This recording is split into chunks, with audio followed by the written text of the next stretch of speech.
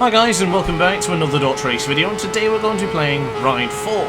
We're going to be using the Honda Fireblade SP 2020 right here in Suzuka as a part of a request from one of the aces, and sorry I don't remember which one it was, but the recommendation was to do some sort of guide here in Suzuka and explain how to do most of the difficult corners. So today's video I'm just going to try and break things down with you, give you the controller overlay as well so you can get a good understanding and some sense of feedback of how I'm using the controller and how I'm manipulating the buttons. Now the first thing that's obviously most important is my configuration. Now I'm using right trigger to accelerate, left trigger to front brake, square is the rear brake, X is the tuck in, triangle to upshift and circle to downshift. So something to get out of the way with as well is I do use semi-automatic gears for Ride 4, so I don't tend to do any of the upshifts on Ride 4, but I will do a lot of the downshifts myself.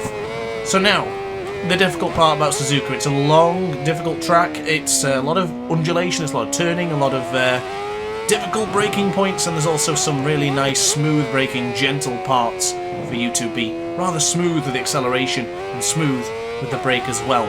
So, we'll get into the laps and see what I can give you. There's a couple of parts I want to try and mention just to make things a little bit easier for you, but for now we're going to be focusing on smooth analog stick control.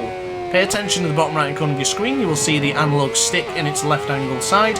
You can see it is being positioned in a very gentle fashion. It's very important that you continue to do that throughout the racing. But something I must mention as well, of course, is if you see the analog stick going pushed backwards or forwards, if the tuck-in button, which is X button on mine, is enabled, the analog stick's forward or backwards movements will not make a difference because the rider is already in the tucked-in position right behind the bubble of the motorcycle. So for example, we're going to go down the long straight now after completing our first lap. The tuck-in button is enabled. I can now push the analog stick forwards or backwards. It's not going to make a difference. But what I am doing is I'm preparing myself and I'm pushing backwards on the analog stick for the difficult corner of the first corner here in Suzuka. By already pushing the analog stick backwards, the rider is in his bubble position. Once you remove the tuck-in button, the rider will then sit up and use his weight as a parachute to help slow him down, just like you would do in real life when you need to sit up and let the wind hit you as the rider as you begin to get onto the brakes.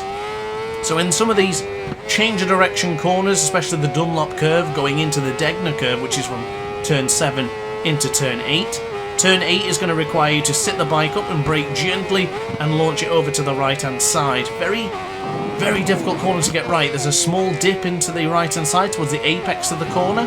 Very difficult to get right. Highly recommend you go into the middle of the track rather than going too tight. I'm going to try both ways for you in this one and we'll see what we can produce. But having a look at the trigger, more so for the right trigger, you will notice that it gets feathered a lot. And what I mean by feathered means it's being very gently pressed, but sometimes in a rapid succession, to create a smooth acceleration rather than just trying to find the perfect amount of acceleration by gently pressing. So by feathering it and just bringing on the acceleration rather gently, you do find that then the acceleration will begin to start moving, but enough to continue to get the bike moving, but not enough to start spinning the rear, for example. But let's start breaking things down now from corner to corner. So we'll get this lap complete, going into the 130R quite nicely there. But up here, looking at the 100 metre braking zone, braking roughly between the 100 metre to 150 metres. If you were to look at it as a number, you could say 125 metres, but you've got to get a feeling for going into that very difficult corner. So brake where you feel is applicable for you. I would advise braking really early and then slowly braking a bit later as you go. But into the first corner, I'm braking quite early here because I like to keep it in nice and tight so then we can continue that tight apex leaning into second corner here for turn 2 as we now bring on the acceleration. I was a little bit eager upon the acceleration there, but now into the snake for the left hand side. Keep it in nice and tight to the right hand side, then gradually bring on the power so you can get the nice churn in for turn 5 of the snake and then go into the right hand side once again, being into the right hand side for the turn for the anti-banked curve. Now something to mention for those corners was the amount of trail brake and amount of brake was being applied, because I do apply a little bit of brake every now going into those particular corners, because bringing on the brake reduces that sort of understeer that you get. So by a little bit of brake you are slowing the motorcycle down and keeping it in really tight to the apex. It's a It's a sort of skill that you'll pick up as you go, but trail braking is very, very important. And as you can see going into the hairpin here, we're not braking fully 100% because braking on an angle at 100% there is going to be really difficult to stay on top of the motorcycle. It's going to end up crashing and you're going to just heat up the front tyre, something chronic, so be very careful. Now into the right hand side, there's a small bump there, so make sure you reduce your acceleration ever so slightly. If you go full acceleration when you hit that bump, the bike will just turn and you'll end up crashing, so avoid that as much as possible. A little bit eager upon the acceleration there going into the left hand side, but we are now lining the motorcycle up, getting prepared to pay attention to the right hand side, pushing backwards the analog stick. We'll release the X button, already in that sort of braking position. We're going to bring on the brake and then start moving into the next corner. But once again, braking nice and early for the final corner, for the very difficult Casio triangle as we change the direction, nice and smooth on acceleration and very gentle with the brake as well. As we now get across the line, that will be our third lap completed of today's video. Charging down the straight once more, keeping an eye out where I feel is really applicable for me to start braking. It's roughly towards the end of the pit straight. I feel quite confident to start braking in. But now turning into the right hand side, once again I'm going to turn the bike to the left hand side, a little bit of brake there just to slow the bike down, a little bit of brake once more to keep it in the right hand side, bring it over to the left, a little bit of brake once again. You can see how much brake is being applied on the right hand side of your screen. 50% brake, 60% brake, may get to 70, but it will not exceed any higher than that. You will notice that, to be honest with you, not much of the time is the brake ever fully depressed. And it should never be pressed that much, to be honest with you, unless it's a very serious braking point, like the Degner curve, right on cue. So once again, into another difficult and innocuous corner, into turn 9, we're going to bring on the power, full acceleration, but I'm going to slowly reduce acceleration, just to keep the bike in. If we turn on an angle that quickly with full acceleration, the bike is going to get out of shape, and it's going to be very difficult to start braking into the hairpin. So once into the right hand side for the 200R, I'm going to change the direction of the motorcycle. Now, the change of direction of motorcycle is much quicker than you think. In a car or a car racing game, you can turn quite late in comparison to a bike game. You need to be moving the rider's weight early before you actually get to the corner, because if you move into the corner straight and try and turn left at full lean angle, it's pretty much impossible. So be careful trail braking in and make sure you turn nice and early, but nice and gentle as well. But charging onto this particular straight now over the bridge, we're going to be braking at 100 meters, a little bit of downshift and just a bit of brake pressure there just to slow the motorcycle down. You don't need to be stamping on the brake there for that corner, because the wide corner and the nature of that banking will allow you to bring the bike in quite early and not really put yourself at much detriment if you go a little bit too wide. But across the line, we are going to nip back into the pits and get a change of tyres. I do feel like these ones have been ran ragged. So let's start once again, braking at the end of the pit straight, nice and gentle into the right hand side for the first corner. Continue to lean on the right hand side there with gentle precision for the analog stick as we slowly move the analog stick up to its neutral position, change over to the left for the left hand side, right to the right hand side, and gradually lean across now for the left for snake. Now this change of direction is going to be pushing from the left analog stick from a left position to the top to the right. So we're going to be going in a smooth position. If you flick the controller from left to right, it's too abrupt and the rider is going to be too aggressive on its turn. It could probably end up losing the front, so be very careful in changes of directions. A little bit too tight to the apex for the Degner curve there, but I got away with it, so thankfully. But I wouldn't advise that line. It can be really difficult if you're not carrying the right speed when you touch that particular dip. It can just send you off, so try and avoid that if you can.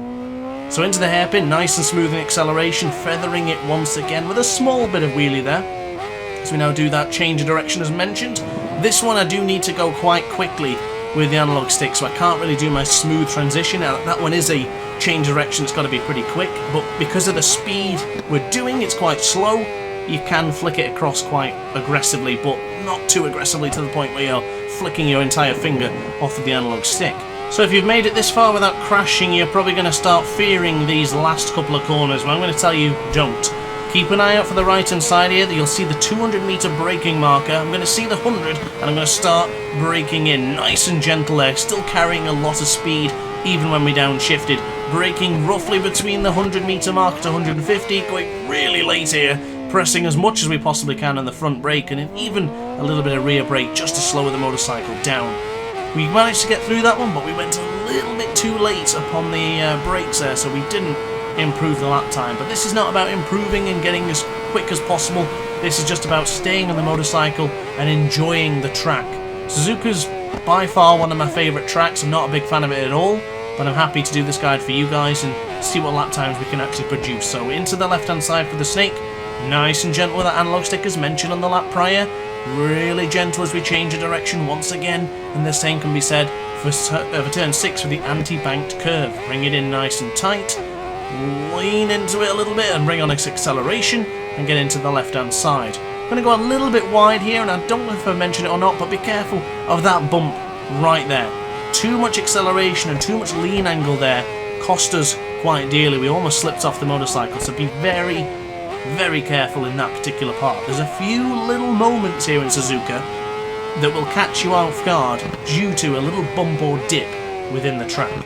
So into the hairpin, really nice and early on the brakes, very gentle at first gear, bringing on the power, almost exceeded the track limits there as we now go nice and firm on the brakes. Quick change of direction for the left hand side for the 200R, and then bringing on the power, cutting the corner ever so slightly there. But here is another one that you have to be very careful. You'll see the bike just slipping and sliding and just moving around for the right hand side just before we get into the spoon curve.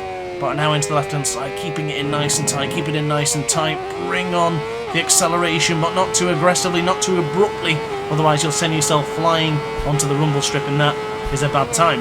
So 200 meter marker, there it is, 100 meter marker, start braking, bring the bike in nice and tight, a little bit of deacceleration, and bring on the power once more.